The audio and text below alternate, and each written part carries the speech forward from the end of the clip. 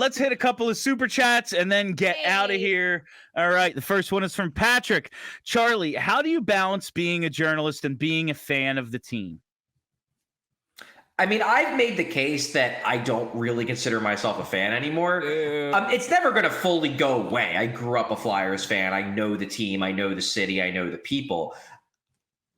I think that's a question that probably has to be answered differently for every single person who covers a team. Obviously, a lot of people cover teams they didn't grow up following. I'm lucky that I was able to stay in the place I was born in, the team I grew up following. And I think my writing is better for that because I think I understand. It's not even that I would consider myself like a Bill Meltzer level expert on the history of the Flyers. I don't.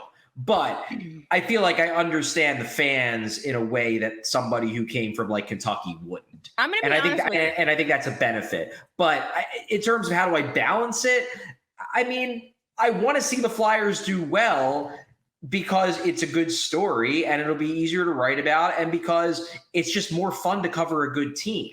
So I feel like I more lean towards that. But if the Flyers ever get real good again, it'll be interesting. It'll be interesting to see what like my emotions are in those moments. Yeah.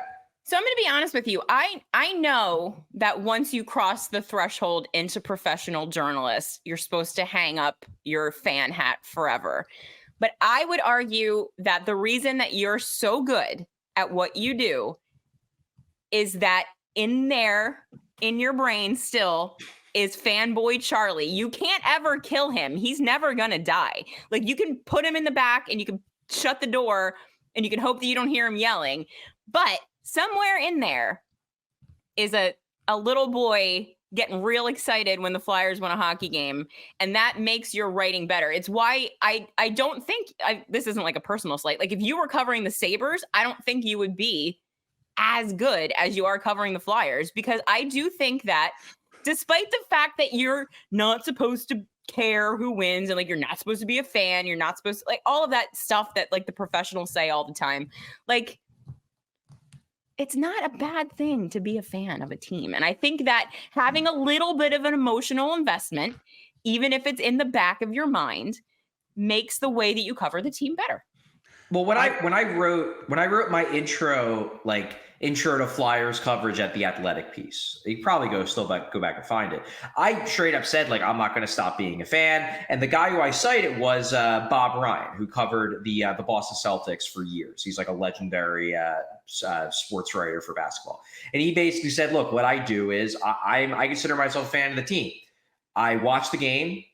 As a fan, and then I take the fan hat off and I write about the game as it happened and how I saw it. I would say that was definitely my stated approach in the beginning when I got with the Athletic.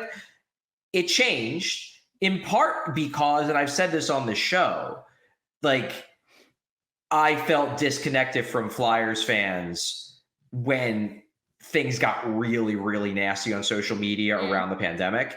And I sort of had to, because I just think that like in the years of 2020 and 2021, especially when hockey got started again in 2021, people were just really, really angry all the time because everyone was stuck in their houses. And it just became, well, let me yell at the beat writer because what else am I going to do? I can't yell. I can't yell at Elaine Vigneault and Dave Scott because they won't listen to me. Whereas the beat writer will actually interact with me. So let me yell at him and do all these things. And I do think that did kill some of my fandom because I came up through blogging.